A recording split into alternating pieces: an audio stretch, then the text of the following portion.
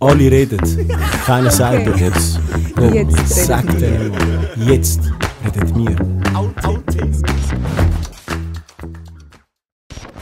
Wir sind online. Test. Das ist eine Opernstunde. Herzlich willkommen, ne? Jetzt reden wir, ne?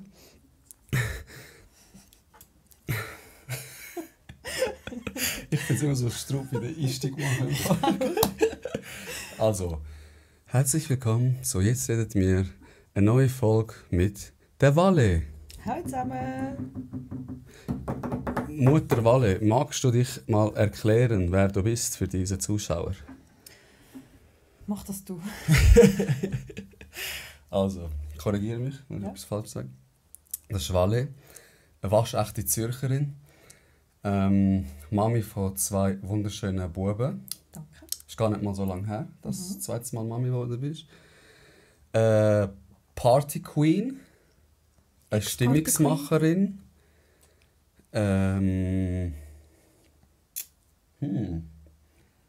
Jetzt, was kommt noch? Ein Freigeist, spirituelle.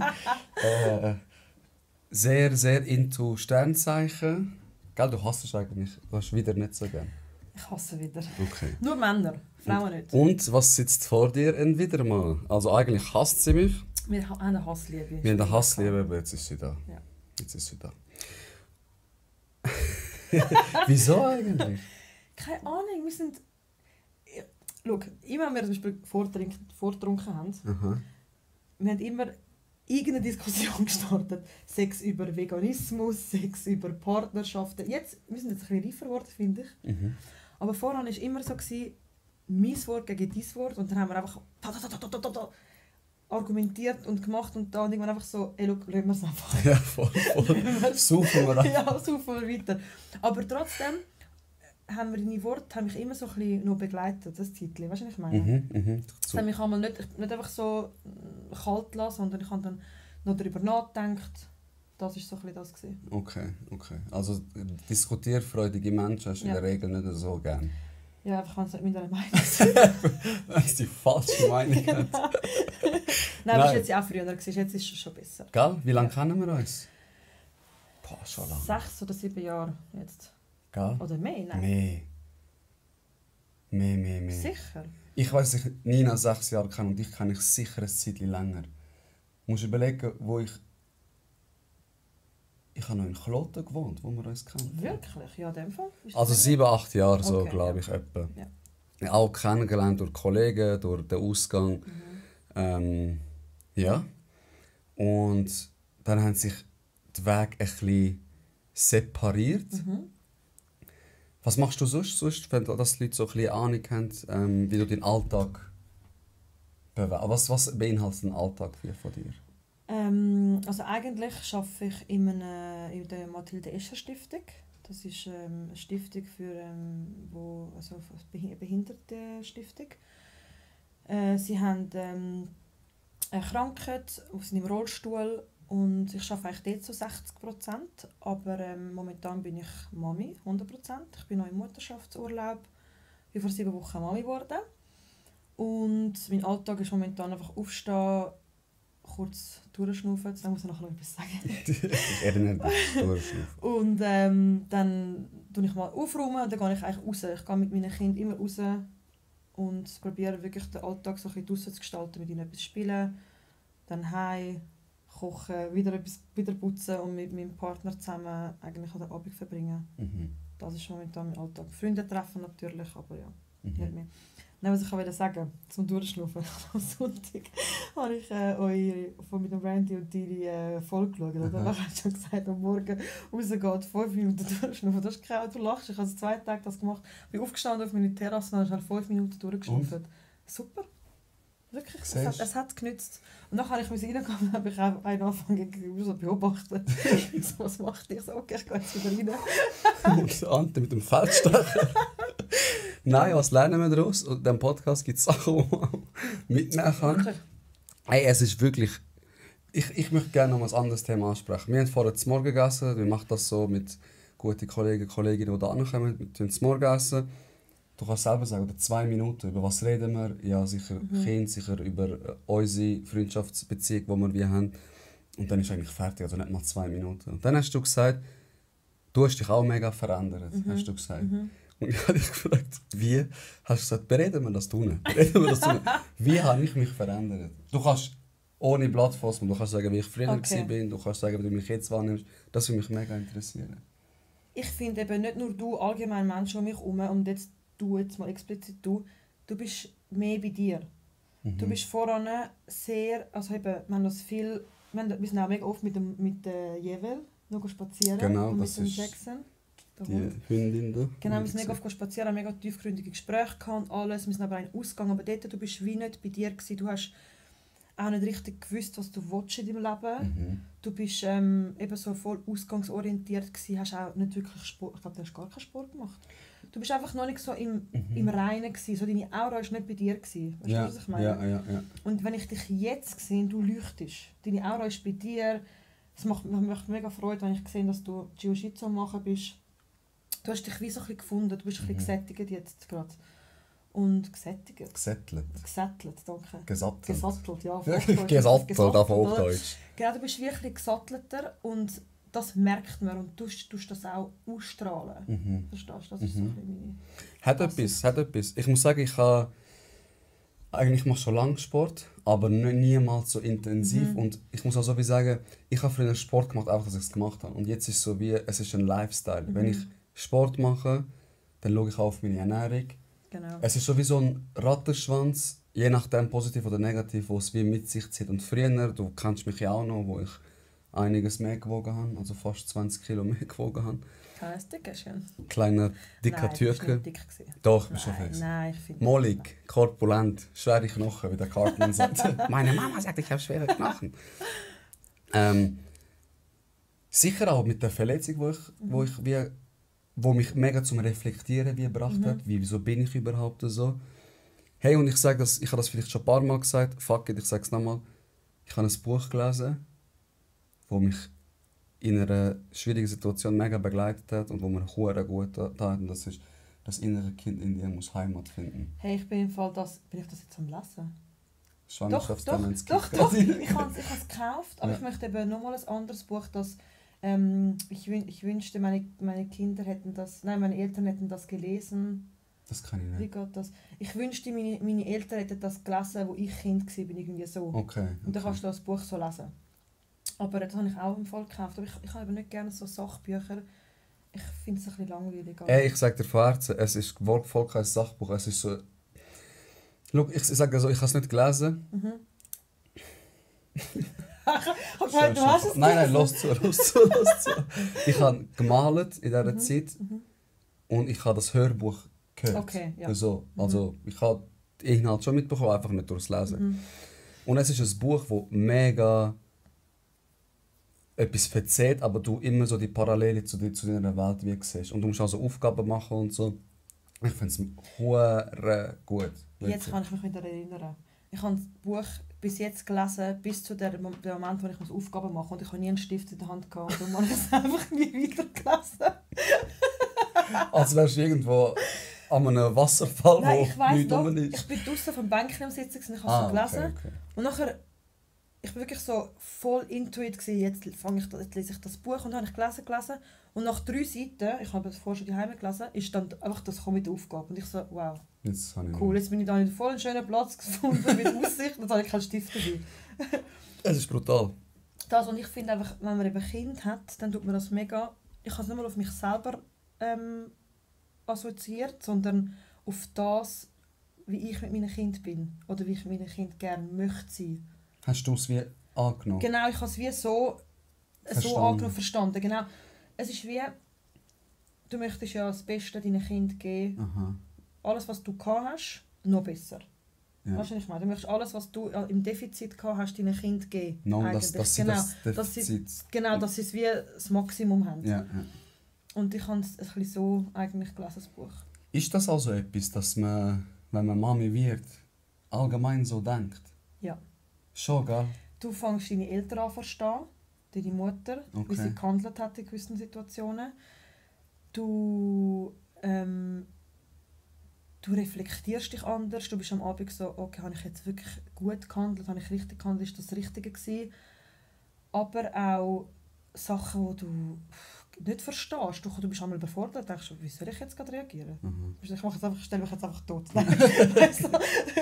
Aber nein, es ist wie so, ja, es ist wirklich so, dass man es viel mehr hinterfragt, wenn man ein Kind hat. Man muss. Stell dir vor, du wirst genau gleich handeln, immer, du wirst jedes Fluchwort verwenden, du sollst schon mal in der Nase grübeln eigentlich vor dem Kind. Weil du bist in der Nase, nachher einen Tag später siehst du so grübeln in der Nase, du wärst so gruselig gesagt, ja Mami, du hast genau das gemacht. Ja. Du musst mega bedacht sein. Ja, genau, es ist wie anders. Du lebst viel, du bist einfach mehr bei dir. Du musst funktionieren. Wie sagt man denn? Du bist viel, nicht wacher, du bist... Bedachter? Nicht bedachter, du bist einfach rum. Du bist einfach rum? Du bist einfach rum.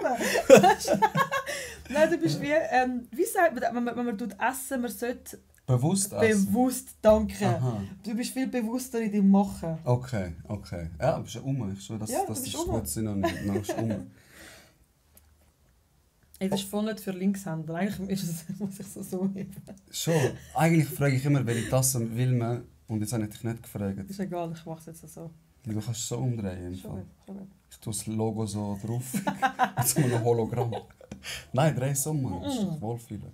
Alles gut, muss da ein bisschen flexibel sein im Leben, oder? Ja, das hast du ja gelernt, hast du vorher gesagt. Ja, Nicht immer mit dem Kopf durch die Wand. Genau, so ist es. Und mit dem einem selber macht es auch etwas, oder? Das ist auch so... Weißt du, wie ich bin? Du kennst mich von früher, als ich war. Ich meine, ich bin immer rum. Ich habe überall dabei sein. Ich hatte so einen inneren Drang. Ich darf nichts verpassen. Ja, ich muss rausgehen. Ich bin Dienstag, Mittwoch... Nein, stimmt nicht Mittwoch. Doch, Dienstag Ausgang, Mittwoch, Donnerstag, Freitag, Samstag und vielleicht am Sonntag bin ich sogar irgendwo eine After-Hour gegangen. Ja, voll. Ja, das ist einfach, so. Hauptsache ich bin Schlaf überbewertet. Ich habe Sport gemacht, aber nichts gegessen und Alkohol getrunken. Es hat nichts gebracht. Und dann habe ich meinen Partner kennengelernt.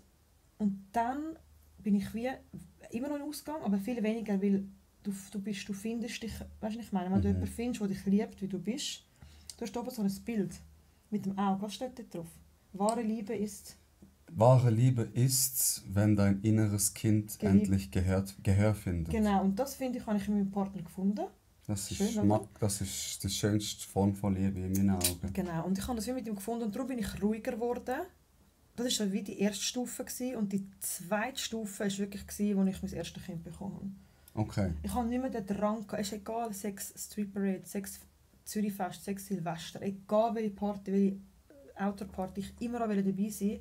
Es ist voll okay, nicht dabei zu sein. Und ohne Kind, ich wäre daheim, ich wäre am Brüllen.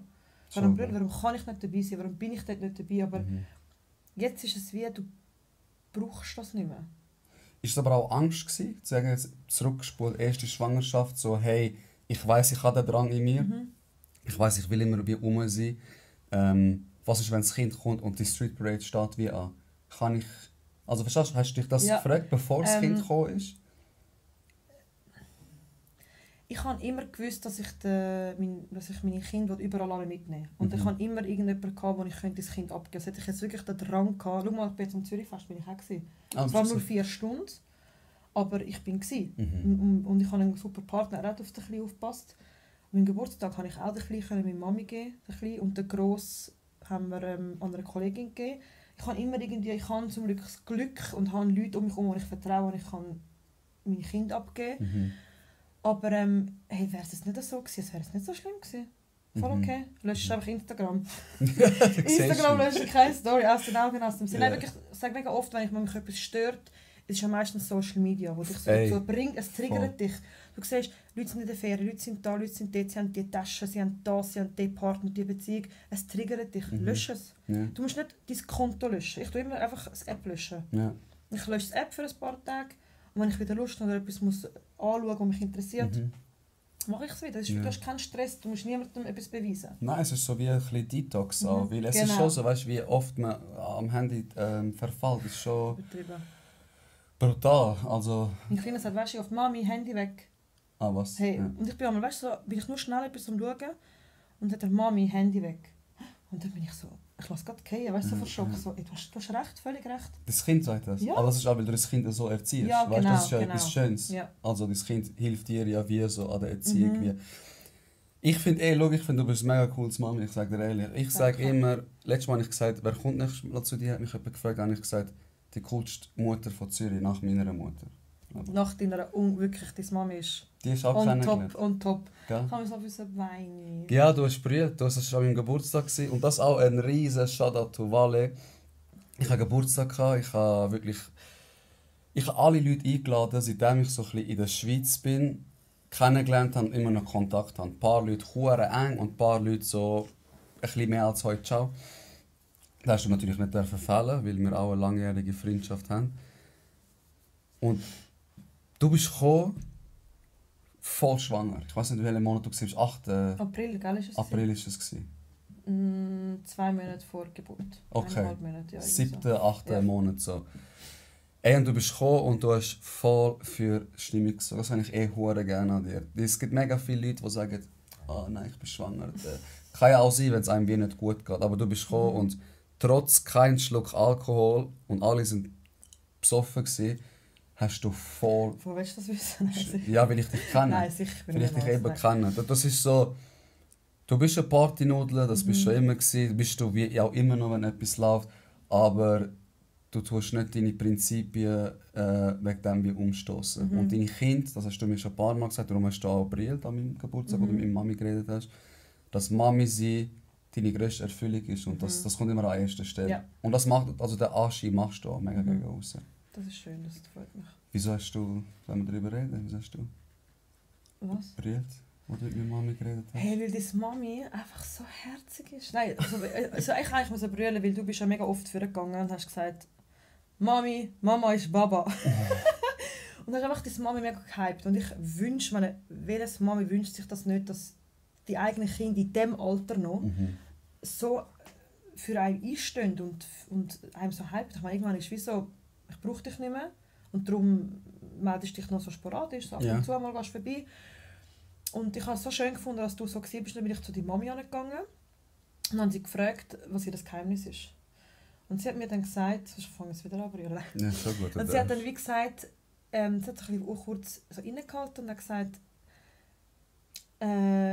ich glaube, es war das gewesen, dass ich meinen Kindern jeden Tag gesagt habe, wie fest dass ich sie liebe. Und dann ist es bei mir einfach nur noch geflossen.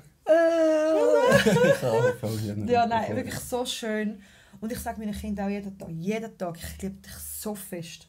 Es nervt mich, weißt du, Mami ist gut. Dann sagt er, geh weg von mir, ich will ihn essen, ich liebe ihn so fest. Er ist auch brutal. Ja, und ich finde einfach, du musst das deinen Kindern sagen, wie fest dass du sie liebst. Natürlich nicht nur sagen, du musst sie auch etwas für sie machen. Wenn du nicht mehr sagst, ich liebe dich, wie in einer Partnerschaft, Schatz, ich liebe dich, ja, zeig mir das doch auch. Ja, voll. Und es ist ja wirklich beides, das Zeigen und das Sagen. Aber ich finde, Sagen ist schon mal ein grosser Punkt. Meine Mami zum Beispiel war jemand, sie hat selten gesagt, dass sie uns liebt. Also ich kann mich nicht erinnern, wirklich nicht. Aber egal was ist, egal was war, sie ist gerannt. Du hast ein Telefon, sie ist gekommen, ich wirklich da. Und so lustig, vor ein paar Tagen hat sie mein Bruder und wir haben so einen Chat zusammen, hat sie geschrieben, mega ein schöner Tag mit allen Enkeln, danke Valentina für deine Hilfe, lieb euch. Und das ist... Und du bist geschmolzen. Ich so, Mami, ich tue jetzt das ausdrucken und ohne Scheiß, ich rahme das ein, den Satz. Verstehst du? Das ist wie so, es ist, für andere ist es normal, für mich ist es mega etwas Schönes gewesen. Meine Mami fängt sich jetzt, finde ich, erst an öffnen, seit sie auch die Enkel hat. Das ist anders, einfach, sie hat auch nicht mehr so Last, halt, die sie vom ganzen Leben hatte. Ja, eben, das ist auch es das. Ist jetzt, sie ist wie auch ein bisschen mehr angekommen, jetzt wird sie dann das pensioniert und ja, meine, unsere Eltern haben es auch nicht einfach gehabt, wir haben mit 4 Kindern. Wow. Ey, eben Chapeau. Ja. Meine Mami wirklich Chapeau. Mit 4 Kindern, es war nicht einfach immer. Und ich muss ehrlich sagen, nochmal einen riesen Shoutout zu der Mutter. Also, meine Mami ist alles für mich. Und das ist auch so etwas, was finde ich mega in uns Menschen drin ist, so das Opportunistische. Ich handle eigentlich nur dann, wenn ich wie einen Profit daraus habe. Ja. So, was du gesagt hast, ich brauche meine Mami nicht mehr, also scheiß drauf, was soll ich sein? Genau. Und für mich war es so, also an meinem Geburtstag, der wichtigste Gast war meine Mutter. Das hat man auch gemerkt. Es ist so, und sie, weißt du, sie ist auch so eine, dann will sie kochen und dann will sie machen. Und ich bin so, Mom, du bist an meinem Geburtstag, chill, Ja, ich du mach bist das Gast. schon. Bro, ich kann 50 sein, sie will mir die Windeln wechseln, müsste ich Windeln tragen. Verstehst du? Sie ist Ja, so, es ist so gut. sie würde alles aufgeben für uns und das ist so ein bisschen auch ein Appell an Leute, die gemein sind zu ihrer Mutter. Und wenn sie es nicht verdient haben, gibt auch Mütter, die Ja, es verdienen, natürlich. muss man auch sagen. Nicht jeder hat so das Glück, Ja. so eine Mutter wie zu haben. Aber ein Appell, wirklich, schätzt das. Man weiß nie, wenn Leute krank werden, man weiß nie, wenn Leute von uns gehen. Im Nachhinein brüllen wird euch nicht erfüllen, es ist ja Genau. so. Und unsere Mami macht es auch nicht wieder lebendig. Ich habe viele Kollegen, die älteren Teil gestorben sind und das ist die Erfahrung von denen, die ich euch wie mitgebe. Nicht, weil ich es kenne, aber nur weil man alt genug ist, muss man es nicht weniger schätzen. Das ist etwas mega Falsches, finde ich. Ich sehe jetzt gerade mal, ich muss da Flugmodus machen. Aha, ja, das ist für mein... Aha, okay, ich mache gleich nicht. aber Also, kannst das ja... stört jetzt so. Einzige ist halt, wenn es vibriert, dann hörst du es die ganze Zeit. Was ich noch sagen mit, deine Mami liebt dich ja über alles, oder? Also meine Mami liebt mich auch über alles, weiss ich. Aber es gibt ja mega viele Leute, die kein Kind wollen, oder? Wo kein Kind Sie wollen. wollen kein Kind. Sie Ja. sagen, nein, ich will kein Kind. Verstehe ich, ich verurteile niemanden. Aber ich denke mir dann so, nicht, dass sie egoistisch sind, das ist jetzt mal böse, ich nehme jetzt nur mal das Wort egoistisch, aber egoistisch in Bezug auf, sie würden, glaube ich, sie möchten nicht damit klarkommen, ihre Liebe, ich meine, jede Liebe, die du jemandem gibst, auch wenn du die Liebe deiner Mutter gibst, du kannst sie gleich irgendwie noch kontrollieren. Liebe, die du gegenüber deinem Kind hast, du bist dem ausgesetzt. Okay. Wenn das Kind springt, du springst mit. Okay. Verstehst du? Okay. Es ist wie so, du bist aufopferungsvoll, du gibst alles. Es ist nicht mehr so, du kannst nicht sagen, ach, ich scheiße auf ihn. Auf deine Mami kannst du immer noch irgendwie blöd gesagt. Ich ja, oder dein Bruder, oder oder deine dein Kollegin. Partner, irgendetwas. Aber dein Kind, du bist verloren. Du bist gebunden an das Kind, verstehst du? Und sehr viele kommen nicht mit dem klar, dass die wirklich bedingungslose Liebe dich so einnimmt. Du bist verloren einfach.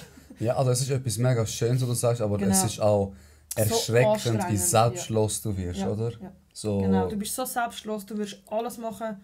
Alles. Es gibt keine Grenze. Also wirklich, mein Kind, ich würde es nie verurteilen, außer sogar, es klingt jetzt verdammt schlimm, also wenn es sogar einen Mord würde begehen. Wirklich, ich würde immer ihn bei mir behalten. Außer, was ich nicht akzeptiere, ist mit etwas, irgendwie Kinderschänder oder irgendwie so, also niemals Dach verlassen im Leben. Aber, wenn das hörst, oh. Nein, aber weißt du, was ich meine? Das ist das Einzige, was ich Ja, nicht voll. würde verzeihen. Nicht würde verzeihen, etwas mit Kindern, aber ich würde ihm alles verzeihen, also mit beiden meinen Kindern. Das ist einfach so. Das spricht ja wieder die Kinderliebe wie aus dir Genau. raus. Aber das bist du schon immer gewesen. Kinderliebe bist du doch schon immer gewesen, oder nicht? Nein. Nicht? Nein. Ich habe dich voll... Auch jetzt andere Kinder sagen, verpiss dich, wenn das Kind schreit, ich bin vor allem, weißt du, hässig. Ach, Nein, ich kann nicht. Ich kann erst seit ich eigene Kind. jemand ist am Schiessen. Seit ich eigene Kind habe ich auch gerne andere Kinder. Vorher ich bin Okay. wirklich so gewesen, also Kinder um mich herum von meinen Freundinnen, von meinen Brüdern, ich liebe sie natürlich. Eben, ich habe dich Ja, mit genau. diesen Kindern Genau, gesehen. genau. Aber einfach so Kinder, das random Kind auf der Straße, das zu mir kommt und mich anlächeln kommt, ich bin so... Was lachst du? Ja, wirklich, das lachst du von mir. Nein. Aber weißt du, oder wenn jemand das Kind brüllt hat, so, bist ruhig. Okay, So berührt. Aber nein, sonst jetzt natürlich, jetzt sehe ich es auch anders. Ich kann jetzt, wenn du selber ein Kind bekommst, du siehst auch andere Kinder anders, natürlich. Aber nein, ich bin vorher gar nicht Ah, kinderlieb okay, gewesen. dann habe ich voll das falsche Bild gehabt. Ich habe gedacht, fix. Was ich auch noch mega krass finde, was ich auch noch sagen will, habe ich so ein bisschen selbstreflektierend herausgefunden. Beim Younes, beim ersten Kind, habe ich... Du bist so drauf gehört. Endlich, Mann. Ich habe gedacht, muss ich jetzt die Folge da skippen, Mann. Sorry für die Unannehmlichkeiten. Jemand muss den Kacki machen. Beim ersten Kind, du bekommst das Kind und dann ist ja alles neu. Du hast es noch nie vorher gehabt. Ja, voll. Egal, wenn ich meinen Bewohnern das Viertel putze und sie muss für sie da sein und sie anziehen, das ist nicht das Gleiche. Ja, glaube ich.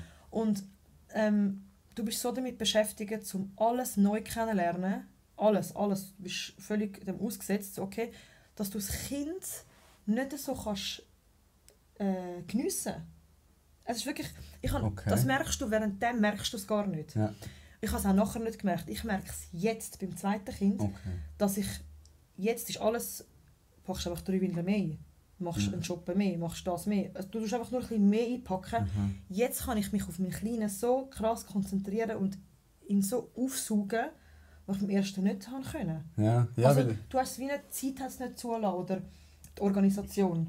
Oder auch die Erfahrung, oder? Die Erfahrung, genau. Jetzt ist wirklich so, du weißt am Morgen, ich bin immer zu spät gekommen. Ich habe mit einer Kollegin abgemacht. Vergiss es, ich bin mindestens eine halbe Stunde spät gekommen. Okay. Weil du musst noch stillen, dann schießt er sich voll, dann das. Du kommst zu spät. Ja. Jetzt ist es vielleicht nur noch 10 Minuten.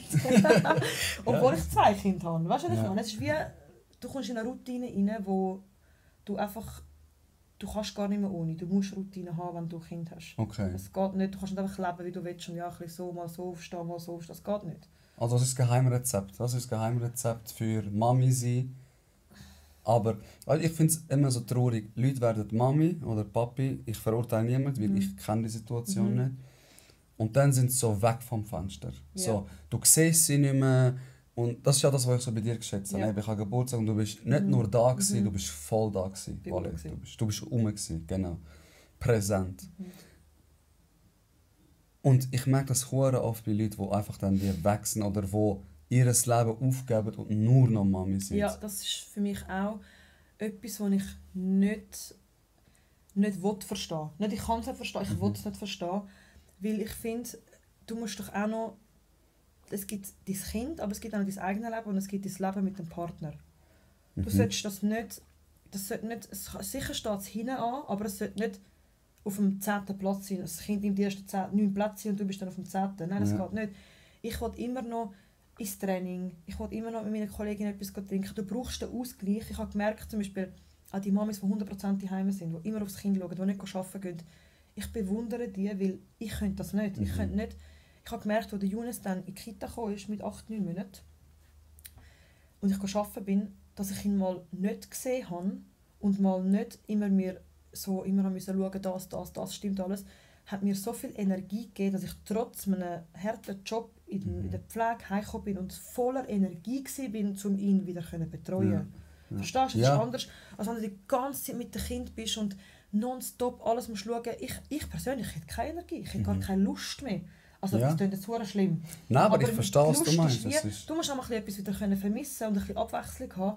Ein bisschen Self-Care. Es ist so wichtig, dass du Kind auch am Abend, am 7, 8 Uhr ins Bett und dann tust du einfach für dich nochmal sein oder mit deinem Partner. Auch wenn es nur Netflix ist, egal. Einfach für dich, oder deine Nägel machst oder duschen gehst, mal deine Haare wieder kannst waschen. Weißt du, was ich meine? Es ist wirklich etwas, dass du einfach für dich schnell da bist oder mit deinem Partner schöne Gespräche führst, ein bisschen Zukunftspläne mal neu schmiedest. Einfach so ein bisschen das und nicht nur das Kind und dann kommt es raus und dann, schade, jetzt will es halt bei uns liegen, komm, lassen wir es bei uns. Nein, geh ins Zimmer, du hast dein eigenes Bett, geh nicht ins Bett schlafen. Ja, aber hure gemein, sag ich dann von anderen. Dann will nur bei uns sein. Ja, ich weiss, aber wenn ich das jeden Abend zulasse, es geht weiter. Das ist genau das. Genau, er checkt, okay, Mami und Papi lassen mich bei sich schlafen und das mache ich jetzt einfach jeden Abend. Ich muss ihn wieder ein bisschen anders umtrainieren und sagen, nein, schau, du hast dein eigenes Bett, Mami und Papi wollen auch alleine schlafen. Das ist, was ich meine. Er kann immer am Morgen kommt er immer zu uns kuscheln, das ist auch herzig. Ja, das lasse ich dann auch zu. Fix, weißt du, musst ja auch Grenzen setzen, weil sonst wird das Kind ja nie eigenständig. Genau, Ich finde das auch super, dass du das Kind abgibst und das ist ja... Hoppala. Jede Folge, ich schwöre, machst du das. Ey, ich schwöre, ich tue auch immer die falschen Getränke da rein. Nein, das auch das Kind abgibst. Viele sagen dann, oder so die Übermütter, finde ich. Ja, ganz schön. Nein, voll nicht gut und wer weiß, was am Kind wird passiert. Ich habe letztes Mal eine Kollegin da gehabt, die Folge kommt sicher nach dir raus. Sie hat auch gesagt, die ersten 8 Jahre, ich bin nur für mein Kind da gewesen. Nur, also wirklich so straight. Irgendwann habe ich so gemerkt, und das erst nach 8 Jahren, weil es ist eine Routine, ich habe mich verloren, ich habe mich als Frau verloren, ich bin nur noch wie Mami gewesen. Und sie hat auch gesagt, im ersten Atemzug klingt das mega egoistisch, wenn man so etwas sagt, aber es ist eigentlich, du machst es für deine Kinder, Mann. Genau. Du nimmst dich raus, dass du genug Energie wieder schaffst, wenn du dann kommst, dann für deine 2 Söhne die volle Aufmerksamkeit und die volle Energie ist. Genau. Wir sind Menschen, wir können nicht 24 Stunden voll aufmerksam auf wie ein Thema wie bleiben. Es geht nicht. Es geht nicht. Ich merke auch, gesund, man sagt immer happy wife, happy life. Aber das stimmt. Und das ist aber eher, wenn es in der Familie ist, wenn die Mutter glücklich ist, wenn es der Mutter gut geht, sie tut das auf die Kinder übertragen. Ja. Und dann geht es auch dem Kind gut und dann Genau. geht es dem Mann sowieso auch gut. Genau. Verstehst du? Wenn dann die Frau unglücklich ist, sie ist überfordert, sie kommt keine Unterstützung über, sie ist völlig nur Mami, sie will alles richtig machen, du gibst die Energie dem Kind weiter und es merkt es. Und entweder zieht es mit, aus Angst vielleicht auch, oder es bockt und es stellt sich gegen dich und du bist dann, wieso machst du es extra? Ja. Verstehst du? Du bist wie so, ihr müsst wirklich so ein bisschen die gleiche Energie haben und das Kind. Ich kann mit meinem ersten Sohn, mit dem zweiten kann ich nicht gross etwas sagen, er ist noch ein Baby. Ja, Aber ich muss sagen, es ist ein Up und ein Down. Mega sagen, ja, du hast so einen herzigen Sohn, mega schön, wenn ich auf Insta irgendetwas poste. Ich meine, ich würde auf Insta ja nie im Leben posten, wenn er gerade einen Wutanfall hat. Ja, ist schön. Ich meine, nur schon, dass ich ihn überhaupt poste, vielleicht ist er gar nicht damit einverstanden. Und stell dir mal vor, ich würde ihn noch posten, wenn er einen Wutanfall hat. Das ist eine grobe Verletzung von seiner Privatsphäre. Ja, von seiner Privatsphäre. Aber eben, es ist nicht nur immer schön, genau wie gleich wie in Beziehungen. Du hast immer das schöne Post, alles ist so, oh mein Gott, er hat mir Rosen gekauft. Ja, genau. Bitte. Also, wenn ich letztes Mal angeschnauzt ja, voll, oder letztes Mal habe ich ihn gesehen im Club in einer Ruhe machen. Also weißt du, was ich meine? Das weißt du gar nicht. Genau. Das ist auch das. Wir müssen uns bewusst sein, dass Instagram nur ein Abklatsch ist von den schönen Momenten. Ich habe das schon mal gesagt. Ja. Versucht mal so glücklich zu sein, wie ihr auf Instagram immer tun. Das geht gar nicht. Unmöglich. Genau, und ich poste wirklich ab und zu mal etwas von ihm, weil ich ihn einfach so lustig finde. Ich muss sagen, er ist wirklich so lustig. Ich habe mir letztes Mal... ist eine Kollegin zu uns gekommen und hat, ich hoffe, ich kann so eine Lachen erzählen. Sie ist zu uns gekommen, ihre Tochter hat stuhlen. Bei uns, oder? Gacki machen. Ja, stuhlen, ich habe nicht von dir gehört, sonst sagt sie mir, voll müssen wir schiessen. Wir müssen Gacki machen. Und nachher ist er so schauen gegangen, hat so voll geschaut, weißt, was sie da macht, ist noch ein Mädchen dazu. Und dann sind wir raus auf die Terrasse gegangen, wir alle Mädels. Und er war dann mit ihr im Zimmer noch gewesen, und sie ist so im Auto gesessen, so ein Elektroauto, und er auf der Haube oben drauf und ich laufe vorbei. Und dann sagt er ihr einfach... Soll ich jetzt auch vor dir Gacki machen? Soll ich? Ey, und ich bin so mit dem Glas hinterher gelaufen und ich so, Juni, was hast du jetzt gerade gesagt? Er so, nichts, weißt du, so hat sich voll ertappt gefühlt. Ey, und ich musste so lachen. So einfach immer so, Kinder sind einfach lustig. Ja. Aber was ich auch noch sagen, dass mit 100% Mami sind und die Übermütter, mega viele sagen eben, du machst es so gut als Mami, jetzt auch du, aber es ist im Fall so viel auch das Kind selber. Schon. Wenn du einmal sagst, ja, das Kind schlägt um sich. Ich kenne, weißt du, wie viele Kinder, die schlagen und ihre Eltern, die Eltern von dem Kind, ich weiss, dass sie das Kind nie angelangt haben und dass sie auch zueinander mega lieb sind und mega super. Es ist das Kind, ich war auch so gewesen. Meine Mami hat nie irgendwie, also ich hatte gar keinen Vater gehabt und meine Mutter hat niemanden gehabt zum Schlagen und ich habe alle Kinder geprügelt. Ich bin ganz schlimm, ich hatte so viele Aggressionen immer drin gehabt. Natürlich kommt das von irgendwo. Verstehst du? Ja. Es kommt von irgendwo, aber das ist eher von Liebe, die man vielleicht nicht bekommt, oder zu wenig, oder anders. Aber Schlagen ist nicht gleich Schlagen. Du siehst, wie jemand geschlagen wird und schlägst dann auch. Es kommt von anderen Sachen. Und mega viele Kinder, die ich gesehen soll ich sagen, richtig Arschlochkinder, es tut mir leid. Wenn ich im Tram gesehen, das sind nicht Eltern, die jetzt das Kind so gemacht haben. Sie tun vielleicht dazu beitragen, aber das Kind hat auch einen eigenen Charakter. Du kannst nicht dein Kind steuern, wie du willst. Der Jonas hat so einen krass eigenen Charakter und er sagt nein, wenn er etwas nicht will. Und egal, ob ich jetzt sage, du musst jetzt, nein. Und dann kann ich ihn nicht zwingen. Dann sage ich, okay, dann halt nicht. Dann fängst du an drohen, okay, dann gehen wir heim. Ja, das kannst du. Du musst anfangen zu drohen. Und das ist das Schlimmste, das Drohen der Kind. Aber du ja, aber das ist ja auch, jetzt kommen die Übermütter und sagen, oh mein Gott, sie droht ihr Kind, hebt euch Fresse. Man. Ich schwöre, all das Ganze, weil das, man kann sein, was man will, wie man will. Nein, alles schön und gut, okay, Chalas, lassen wir. Aber am Ende des Tages gibt es immer noch Regeln, es gibt immer noch sozialkonform überstehende Anatomie. Regeln. Auch Anatomie, ein anderes Thema, ihr habt schon mitbekommen, was es geht. Das kannst du einfach nicht ändern, Punkt, aus, fertig. Und wenn dein Kind dumm tut, und dann kannst du auch mal sagen, so, entweder das und stellst das Ultimatum. Wenn ich meinem Kind immer sage, du kannst selber entscheiden, du kannst ein bisschen ist ja gut, wie du sagst, genau. Oder? Aber Alter, das Kind muss in dem sozialen Konstrukt, wie es aufgebaut ist, muss es überleben. Es muss ein bisschen Pass geben, die Montessori- und Steiner-Schule und alles. Das ist ja das Klassische, wo ja kann ich nicht. Steiner-Schule und Montessori. Montessori ist ja die Philosophie, hilf mir selbst zu helfen. Okay. Ist eigentlich mega schön, aber es ist wirklich so, willst du keine Mathe machen? Dann tust du ein bisschen malen.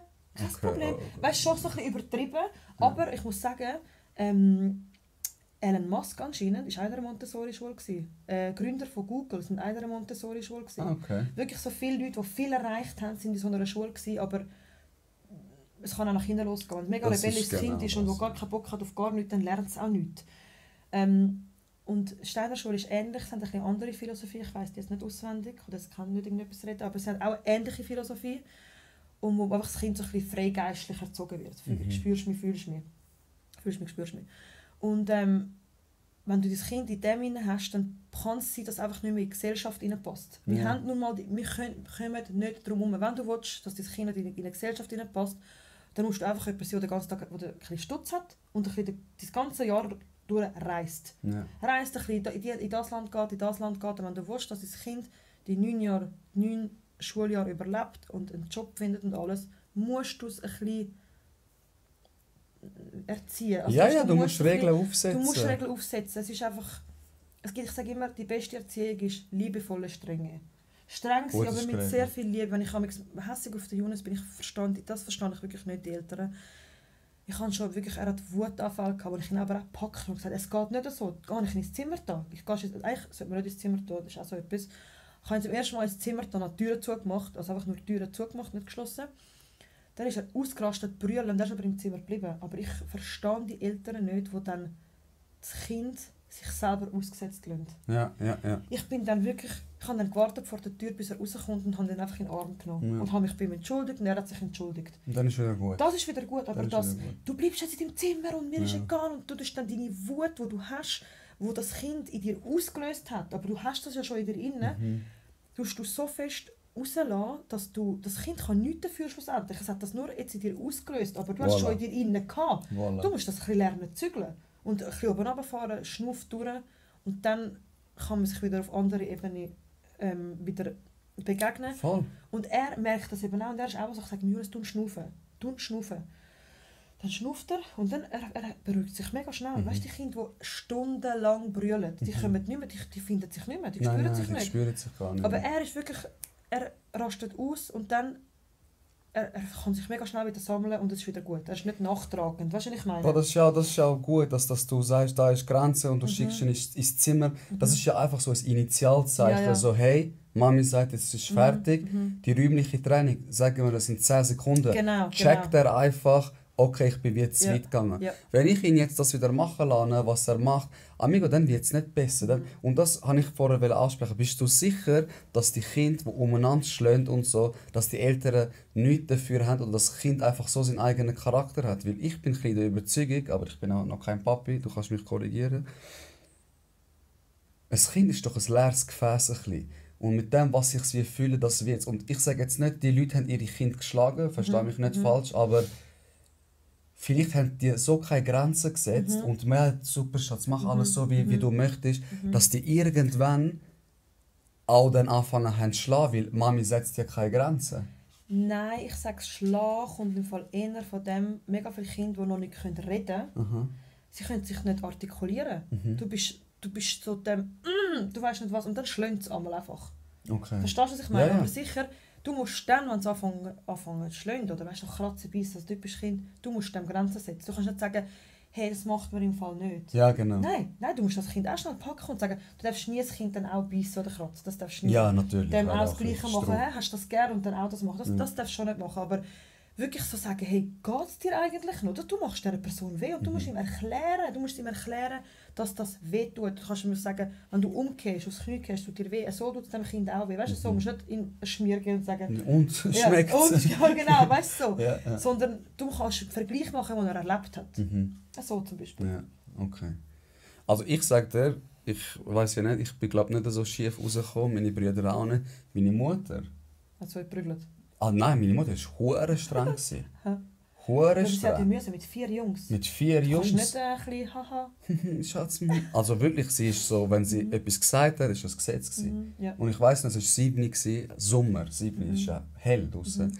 Und du musst früh pennen. Und dann habe ich gesagt, Mami, ich kann nicht schlafen. Es ist noch draußen hure hell. Dann hat sie gesagt, mach deine Augen zu, dann ist es dunkel.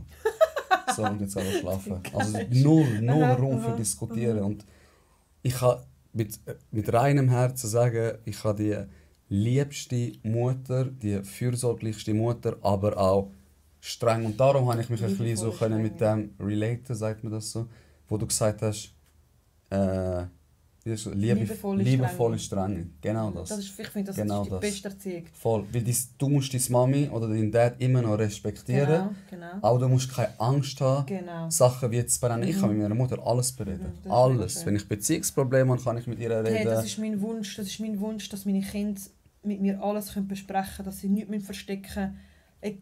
Egal was sie sind, egal was sie machen, was sie gemacht haben oder was sie möchten machen, dass sie einfach offen über das reden können. Nicht, dass sie ins Zimmer gehen und das verstecken und was ist los? Nichts, Mami, nichts. Sag doch, was ist. Ja, ich verstehe es. Also weißt du, wenn nicht ich, wer dann? Ja, genau. Also es ist wie so, aber es ist doch immer so, dass wir denken, unsere Eltern sind schon alt geboren. Ja, genau. Die checken nichts, aber dabei checken alles. Nicht alle natürlich sind immer noch die sehr konservativen Eltern, die das halt alles nicht gekannt haben, sei es jetzt Drogen oder dich schon mit deinem Partner treffen, bevor du jetzt heiratest. Ja, weißt du, genau, das verstehen sie nicht, aber das kannst du nicht übel nehmen, das ist einfach ihre Kultur oder ihre... Sie kennen es nicht anders. Sie kennen es nicht anders, genau.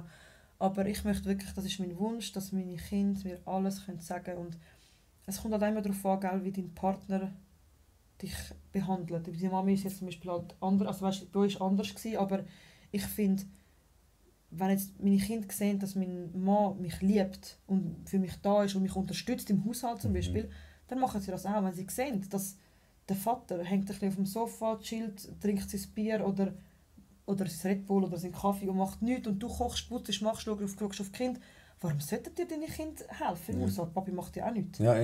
Das ist wieder die Vorbildsfunktion, oder? Genau. Und das ist wirklich heutzutage, zum Glück sind wir ein bisschen moderner. Früher war es halt nicht so, die Frau war halt daheim, hat nicht gearbeitet, hat auf die Kinder geschaut, der Mann ist arbeiten.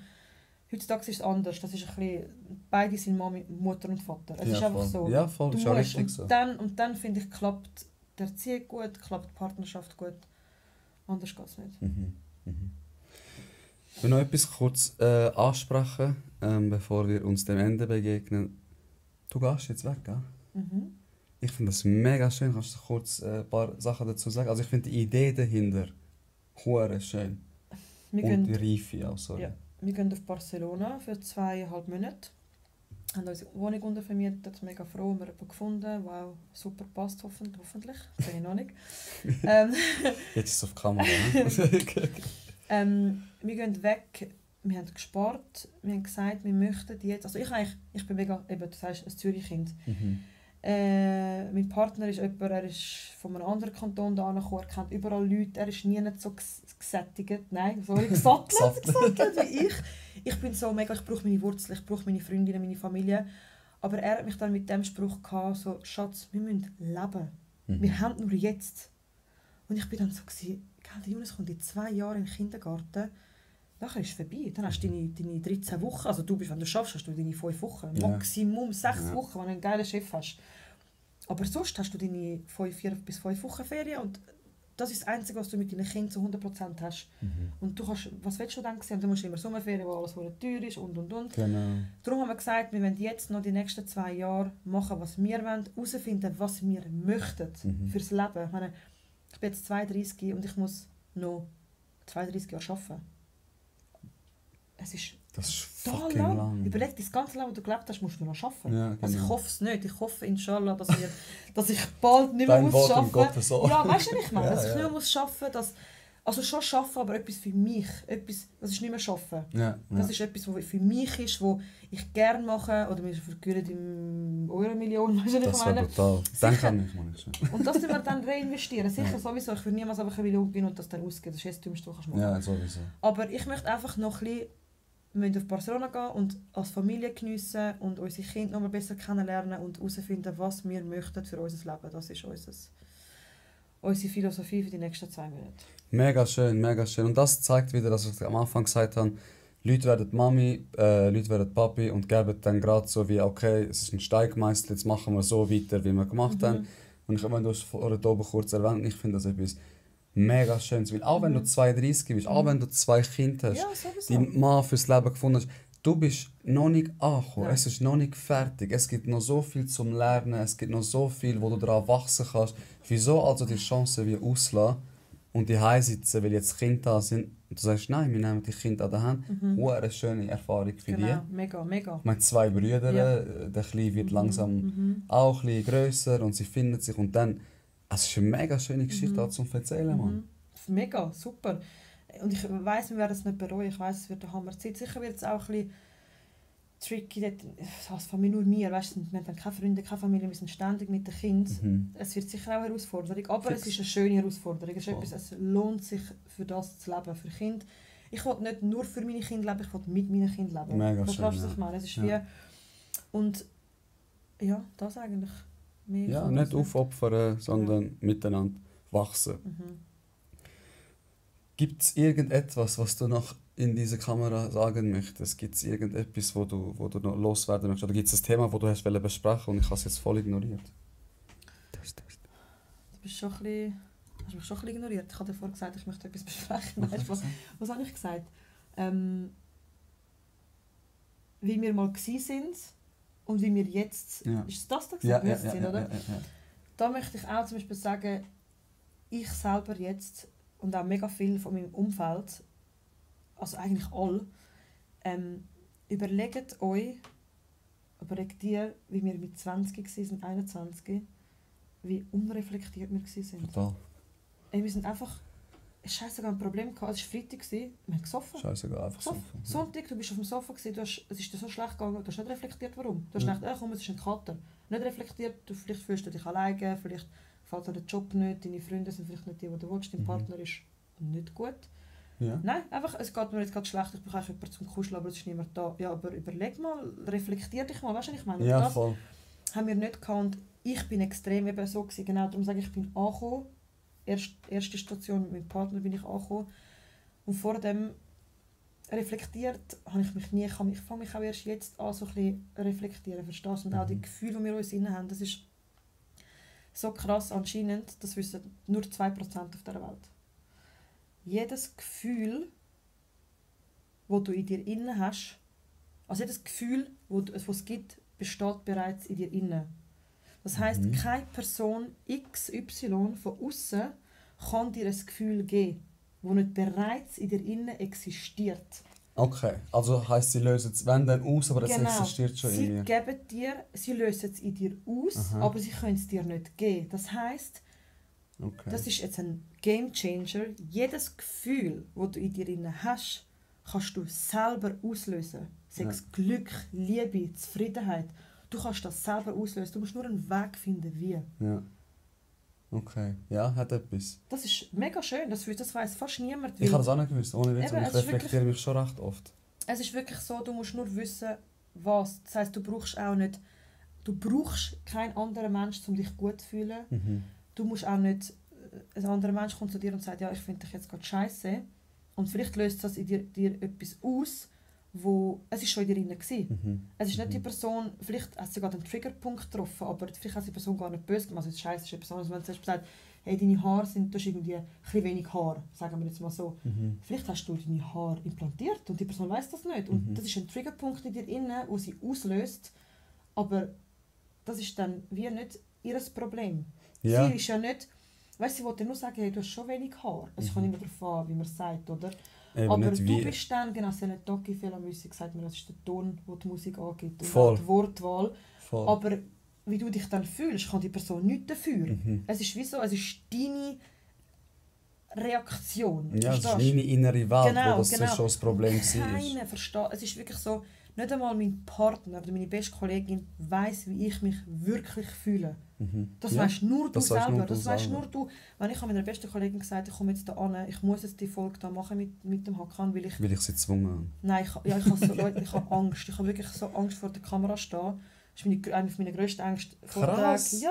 Du bist so, ich bin da, Genau. Party. Genau, aber im Vortrag zum Chef gehen, eine Lohnerhöhung verlangen oder reden, ich habe Angst. Ich habe so Angst. Was? Ja!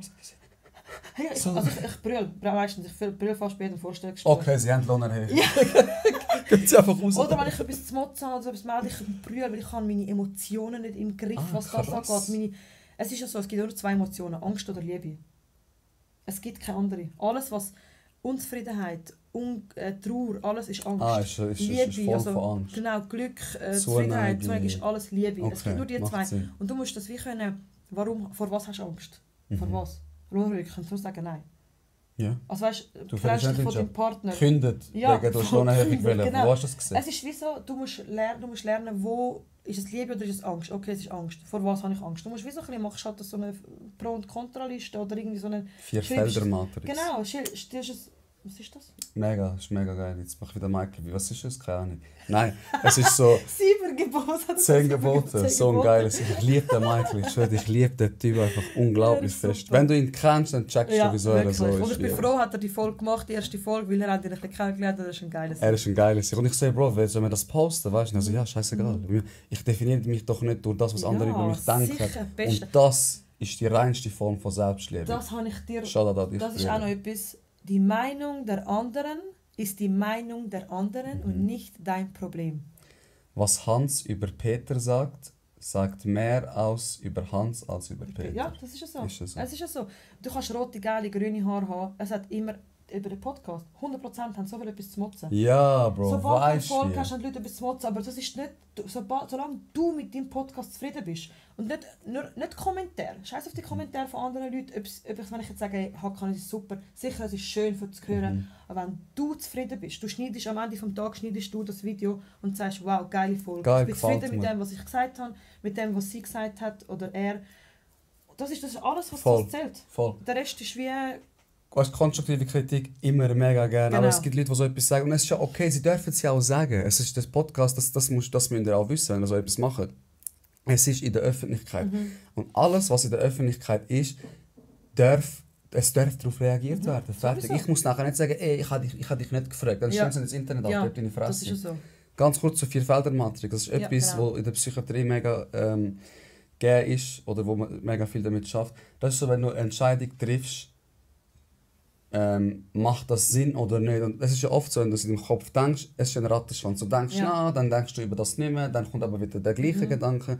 Und da kannst du es wie festhalten, so wie, was sind Pros, was sind Kontras, wie kann ich wieder wachsen und wie kann es mir wie mein Leben wie verschlimmern. Okay. Und wenn du das wie aufschreibst, ist das viel greifbarer, als wenn du es wie nur denkst. Genau. Und auch vor einer Entscheidung, oder zum Beispiel, was auch viele Leute machen, sie koksen, sie wollen aufhören zu koksen, oder? Das ist jetzt nicht unbedingt 4-Felder-Matrix, aber ja, was ist der Vorteil? Es gibt mir Selbstbewusstsein, es gibt mir das. Was ist es für ein Nachteil? Was wäre, wenn ich weiter mit dem leben würde? Was wäre, wenn ich ohne dem leben würde? Und dann haben sie das und dann denken sie, hey, eigentlich macht die Rechnung ja keinen Sinn. Das Einzige, es gibt mir ein bisschen Ego-Boost, aber ich vernachlässige meine Familie, meinen Job, meine Kollegen, bla bla bla. Und dann ist das so mal virtuell vor dir und du denkst dir so, okay, fuck. Ja, mit Koks ist das, glaube ich, noch mal etwas anderes. Gell? Ich meine, die Kokser trinken 2 Schluck Alkohol und das Hirn sagt immer... Ich sage immer, ich verstehe Kokser. Das ist nicht blöd. Wenn ich trinke, habe ich Lust auf eine Zigarette. Und sonst aber nicht. Und so sind die, wenn sie trinken, haben sie automatisch vielleicht Lust auf Kokain.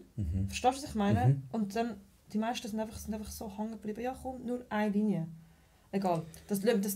Sucht ist eine Gefühlskrankheit, genau, ich sag's nochmal. Ich nochmal. wollte dem gar keine Plattform eigentlich geben. Das ist für mich der weisse Teufel, ich finde es ganz schlimm. Ey, wirklich, man probiert ein paar Sachen im gewissen Alter, das ist ja voll legitim, ist okay. Ich sage dir wirklich von Herzen, das ist etwas, was ich noch nie probiert habe. Wo ich auch nie probiere, weil ich denke mir immer, mein Ego ist gross genug, ich brauche keinen Ego-Boost. Weißt du, wie viele Mal dass ich kokse? Weißt du, wie viele haben das Gefühl, ey, fix, hast du schon mal gekokst? Noch nie? Ey, Wale, weißt du, wie viel im Geschäft... Wir haben so in der Psychiatrie so... Also. Ja, jeder ist Droge. Ich kokse nie. Hast du Nasenspray? Voll viele sagen, du bist sicher so ein typischer Kokser. Das ist aber wahrscheinlich auch, weil wir so Persönlichkeiten sind, wir haben ein grosses Ego, wir nehmen viel Raum ein und Leute denken immer, das kannst du doch ohne Koks nicht schaffen. Aber glaub mir, wenn du ein gesundes Ego hast, finde ich, wo ich habe, auch wenn das narzisstisch jetzt tönt, und du dich wie reflektierst mit dir, ich habe deinen Blick schon gesehen, ich sehe es auch in der Kamera. Das ist auch so etwas, er ist ein Widder, er nimmt viel Raum ein. Ich nehme mega viel Raum ein. Ja, aber ich muss sagen, ich auch, leider. Du bist Loi. Ich bin doppel-Loi. Und Ich habe so eine... Sorry, ich habe dich jetzt voll unterbrochen. Alles gut, das ist typisch für dich. Darum benutzt dich, wieso man immer streitet. Einfach keinen Bock mehr. Ich darf noch schnell etwas anderes sagen. Jeder, der sich fragt, was fühlen die immer ein? Ich sage es euch nicht, aber ich habe mich das immer gefragt. Was zum Teufel wird da nebendran eingefüllt? 90%iger Absinth. Weißt du noch? Würde ich nicht stillen, Leute, ich hätte mir ein paar Tequila-Shots vorher gegeben, um das mutiger starten. Aber ich habe es bis jetzt noch gediegen gemacht. Ey, wie viel fühlst du dich? Hättest du gedacht, dass es so... Ich glaube, es ist im Fall gut, weil ich dich kenne. Wenn du jetzt eine fremde Person wärst, ich könnte es glaube nicht können. Aber es ist so, weil es ist wie go with the flow. Es ist so wie wir, ein Gespräch wie immer. Ob wir jetzt unten sind oder oben sind. Genau. Voll.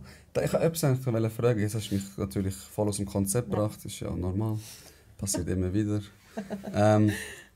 Du hast gesagt, das ist so, die grösste Angst ist von dir vor der Kamera stehen. Ja. Was hat dich, und dann hast du gesagt, mit Liebe und Angst Emotionen reflektieren. Du hast dich ja sicher reflektiert, so, sorry. Vor was habe ich Angst? Vor was hast du Angst und was hat es dazu geführt, dass du doch da bist? Jetzt? Also erstens mal ist es meine Stimme. Ich habe eine tiefe Stimme. Sie ist nicht mehr so tief wie früher. Ich bin mega viel auf das angesprochen worden. Das ist so eine tiefe Stimme. Was ist das? Und dann höre ich mich selber und denke, Scheiße, ich habe wirklich eine tiefe Stimme. Verstehst du, es ist wie so das, dann habe ich wie Angst, dass die Leute urteilen, damit er will. Ich liebe meine Stimme, ich kann meine Stimme, ich habe einen Mann. Alles 2 Kinder. Ich habe 2 Kinder, also weißt du so... Was hast du? Voll competitive. Nein, weißt du, ich meine, es ist wie so... Wenn ich jetzt alleine wäre, wäre es vielleicht eher noch ein Ego-Problem. Ich habe wie einen Partner, der mich liebt, wie ich bin. Und ich muss niemand anderem mehr gefallen, außer mir selber und ihm, blöd gesagt. Ja. Weißt du, was ich meine? Ja. Und auf jeden Fall, ich weiss noch, ich habe ein Trauma, als ich 15 war, habe ich auf Lehrstellensuche, wie wir alle. Und ich habe mich beim Sozialdepartement beworben. Ich bin dann auch in die enge Runde gekommen, dann mega eingeladen werden und dann musste ich so Gruppenarbeiten machen und so weiter. Und ich hatte grüne Haare. Ein Unfall ist passiert. Das ist grüne Haare. Kennst du noch den Laden Soho? Früher? Ja, sicher. Ich habe dort so eine Töne gekauft, Türkis. Ich habe dann das gemacht, ich habe so viel Haar und so lange, es ist nur bis da gegangen. Und ich habe dann immer Kappen angehabt, ich meine, nach einer Woche nehmen, das tue ich auswaschen. Okay. Ich habe dann so Kopf über die Haare gewaschen, alles schwarz rausgekommen, schaue ich in den Spiegel, das Grüne ist einfach geblieben. Ich hatte moosgrüne Haare. Nein. Ich habe moosgrüne Haare. Ich hatte damals einen Freund, der ich komme nicht mit dir raus. Er hat gesagt, ich komme nicht mit dir raus, du siehst so schrecklich aus. Das ist das so... Früher einfach Arschlöcher, Menschen. Ja, wirklich. Also ich komme nicht mit dir raus. Und dann bin ich dort vorne angestanden mit einer tiefen Stimme, mit meinem kleinen Ego, weil ich grüne Haare hatte und muss mich vorstellen, wer ich bin. Und ich habe die Leute so gesehen. Am Tuscheln über mich. Und du bist... Ich kann es abbrechen. Ich habe gesagt, sorry, ich bin Schweizer, ich bin brüllen. krass. Also alle, die mich dort gesehen haben, die mich geredet haben, Danke für nichts. Wirklich danke für nichts. Nein, auf jeden Fall hat so eine Angst in mir ausgelöst und seitdem kann ich keine... Ich stottere auch. Jetzt gerade nicht, aber eigentlich, wenn ich etwas schnell sagen will, ich mache so Schon? Ja, aber ich rede hure schnell als Kind. Meine Mama so, bitte, ich verstehe nichts, was du redest. Red mal langsamer. Ich habe so schnell geredet. Jetzt, ich rede seit ein paar Jahren langsamer. Ich bin nicht in irgendeinen Logopädie-Kurs gegangen oder so immer, aber ich rede einfach langsamer. Aber früher, du hast kein Wort verstanden. Krass. Ja. Wenn es Tamagotchi und ich einmal reden, dann macht mich immer fertig. Äpfel, Wirklich, weil ich mega oft stotter. Ich kann dich eben schon lange. Ja, eben, nein. Du hast so viel geredet, stotter ist schnell. Eben. Und das habe ich glaube Angst gehabt, dass ich heute stottere. Ich habe es meinem Freund gesagt. Er sagt, ja, dann red einfach langsam.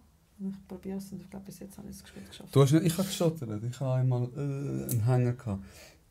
Aber ja, das ist... man muss nicht Angst haben, da zu sein. Man muss nicht nervös sein. Aber umso geiler, dass man sich dem eben stellt. Und da sind wir wieder.